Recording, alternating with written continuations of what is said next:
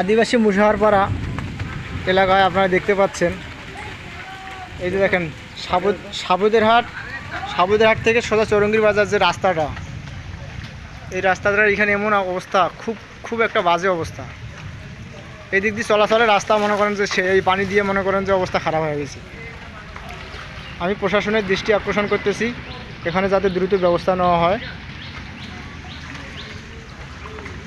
আপনারা দেখতে পাচ্ছেন এই যে এখানকার যে অবস্থা, এই যে কী বলবো, এই রাস্তাটা একবারে বাজে অবস্থা।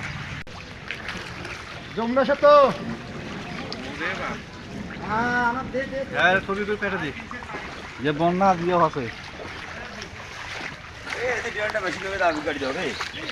এখান থেকে কিন্তু পানি বের হয়ে যাওয়ার কোনো ব্যবস্থা নাই।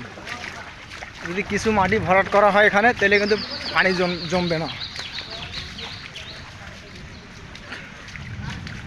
মানুষের যে ভোগান্তি, এখানে কিন্তু ভোগান্তির শেষ নেই।